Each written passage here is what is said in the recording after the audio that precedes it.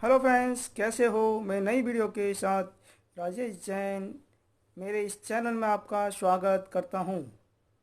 दोस्तों, आज हम डिस्कस करने जा रहे हैं ई वे विल। ई वे विल का नाम आपने सुना होगा। जैसा कि पिछली वीडियो में आपको बता रहा था, GST, what is GST, when GST imposed, why GST imposed, ये सारी चीज़ें हम डिस्कस किए थे। जीएसटी के बारे में हमने डिस्कस किया था। अब नेक्स्ट टॉपिक आता है अपना ई वे बिल। ई वे बिल को जनरेट करते हैं, कब जनरेट करते हैं, what is e way bill, when e way bill generated and who would generate e way bill, और ई वे बिल की क्या लिमिटेशंस है, क्या वैलिडिटी है। ये सारी चीज़ें हम इस वीडियो में एक एक चीज़ें डिस्कस करेंगे। दोस्तों, कंटिन्यू इस वीडियो में बने रहे आप। अगर आपने बेल आइकन प्रेस नहीं किया तो बेल आइकन ज़रूर प्रेस कर लीजिए, जिससे आगे आने वाली वीडियो की नोटिफिकेशन आपको लगातार मिलती रहें। अब मैं आपको स्लाइड्स के थ्रू ये सारी चीज़ें डिस्कस करता हूँ। हेलो फ्रेंड्स, आज हम डिस्कस करेंगे ई वे बिल। ई वे बिल के बारे में आज आपसे डिस्कस करेंगे। जैसा कि पिछली वीडियो में हमने जीएसटी क्या है, जीएसटी की रेट्स क्या हैं, जीएसटी क्यों इम्पोज होता है, व्हाट इज जीएसटी, सारी चीज़ हमने डिस्कस की थी। लेकिन आज के चैप्टर में हम ई वे बिल के बारे में डिस्कस करेंगे। ई वे बिल में सबसे पहले आता है what is e way bill. What is e way bill, E way bill क्या होता है ये आपको बता देता हूँ मैं। ई वे बिल क्या होता है, एक्चुअली जब हमारा इस जीएसटी स्टार्ट हुआ था 1 जुलाई 2017 से जीएसटी स्टार्ट हुआ था। उसके बाद में 15 अप्रैल 2018 को ई वे बिल का न्यू नोटिफिकेशन आया था, स्टार्ट हुआ था ई वे बिल। गवर्नमेंट ने ई वे बिल का कॉन्सेप्ट इसलिए रखा गया क्योंकि कोई भी गुड्स हम ट्रांसफ़र करते हैं एक प्लेस से दूसरे प्लेस में, हम सेल करते हैं या ट्रांसफ़र करते हैं, तो उस दौरान गवर्नमेंट के पास कुछ भी रिकॉर्ड नहीं होता था। तो गवर्नमेंट्स ने इवेशन को बचाने के लिए, यानी गुड्स चोरी न हो, रिकॉर्ड में इसका रिकॉर्डिंग बुक्स में रिकॉर्ड होता रहे, अकाउंट्स में इनको फॉलो किए करते रहें, ये सारी चीज़ें इसलिए ई वे बिल गवर्नमेंट ने इम्पोज किया था। लेकिन उसकी लिमिटेशंस रखी थी। तो ई वे बिल का कंप्लीट फुल नेम होता है ई वे बिल। पहले वे बिल होता था कि फ्लाइट के थ्रू गुड्स आता था, सप्लाई होता, ट्रेन या गुड्स के थ्रू सप्लाई होता था, उसमें परमिट यूज में होते थे, लेकिन कोई स्पेसिफिक उसका अपने जीएसटी में रिकॉर्ड नहीं होता था। अब क्या है, जैसे आप ई वे बिल जनरेट होगा तो जीएसटी पोर्टल में ऑटोमेटिक वैल्यू इसका वहाँ पे शो करेगा। तो जीएसटी ई वे बिल कब इम्पोज होता है, ई वे बिल जब इम्पोज होता है अगर आपकी गुड्स या कंसाइनमेंट की वैल्यू 50,000 से अबव है। उस केस में आपको ई वे बिल जनरेट करना पड़ेगा। ये इसकी वैन का आंसर होता है।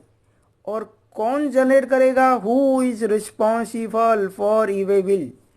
रिस्पॉन्सिबल एक्चुअली सेलर होता है। अगर सेलर अनरजिस्टर्ड है के केस में रिसीवर या वायर की लायबिलिटी आती है कि ई वे बिल जनरेट करेगा।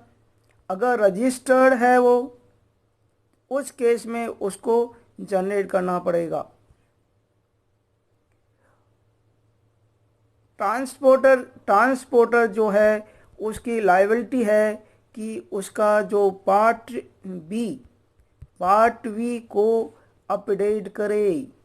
अगर कोई व्हीकल चेंज हुआ है या गुड्स का व्हीकल कोई चेंज हुआ है या ट्रांसपोर्टर चेंज हुआ है, तो ट्रांसपोर्टर की चेंज की लायबिलिटी में सेलर की आती है, सेलर को चेंज करना पड़ेगा।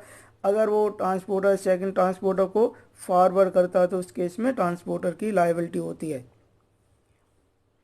तो मैंने आपको लिमिटेशंस बताई थी। ई वे बिल की लिमिटेशंस है 50,000 से अबव होती है। अगर इफ़ डिस्टेंस जो उनके बीच में डिस्टेंस है अगर 50 किलोमीटर से लेस देन है, उस केस में आपको ई वे बिल का पार्ट ए फिलअप करना पड़ेगा। पार्ट वी की रिक्वायरमेंट नहीं होती है, पार्ट ए की रिक्वायरमेंट होती है। अगर डिस्टेंस 50 किलोमीटर से अबव होता है उस केस में आपको पार्ट ई वे बिल का पार्ट ए और पार्ट बी दोनों फिलअप करने ज़रूरी है। अगर आप फिलअप नहीं करते हो तो आपका जो ई वे बिल है वो आपका एक्सपायर हो जाता है और एज ए कैंसिल हो जाता है। वेरी इंपॉर्टेंट फॉर यू दोस्तों। उसमें सबसे पहले आपको बता देता हूँ, जो ट्रांसपोर्टर होता है वो अगर रजिस्टर्ड होता है तो उसका आईडी होगा, अगर अनरजिस्टर्ड होता है तो ट्रांसपोर्टर की आईडी होना वेरी मस्ट होती है।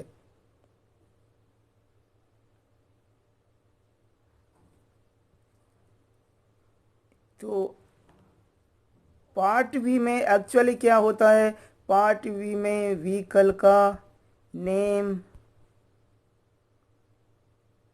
नंबर, व्हीकल नंबर होता है, ट्रांसपोर्टर का नेम होता है,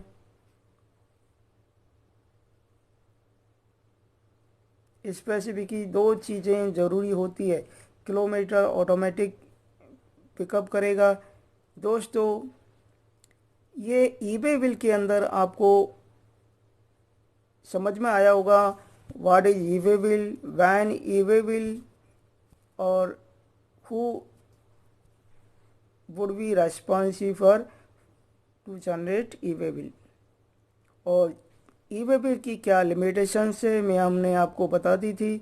लिमिटेशंस है अगर 50,000 से ऊपर की इनवॉइस वैल्यू होती है तो उस केस में ई वे बिल कंपलसरी हो जाता है। अगर 50,000 से कम होती है तो उस केस में कंपलसरी नहीं होता है। It depend on company, E way bill issue भी कर सकता है ऐसी कोई।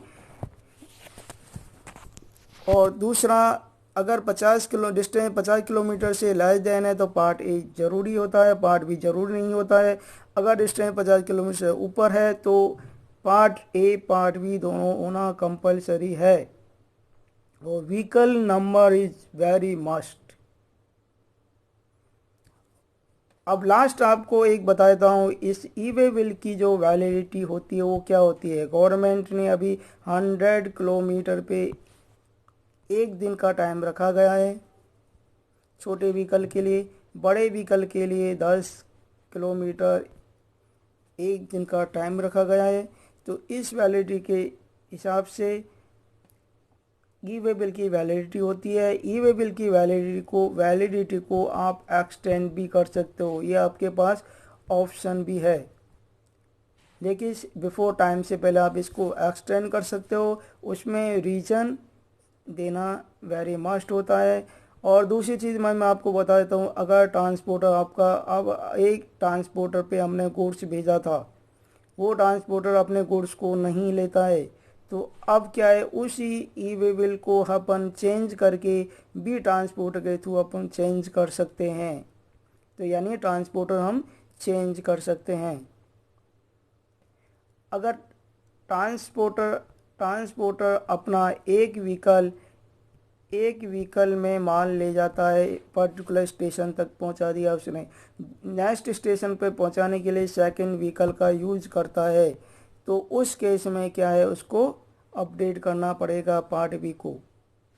तो दोस्तों ये आज का डिस्कशन अपना ई वे बिल का रहा आज। तो गवर्नमेंट ने ई वे बिल क्यों चालू किया, ये सारी इनकी वजह है। अब गवर्नमेंट ने ई इनवॉइसिंग भी स्टार्ट की है। 1 अक्टूबर 2020 से ई इनवॉइसिंग की प्रोसेसिंग चालू की है।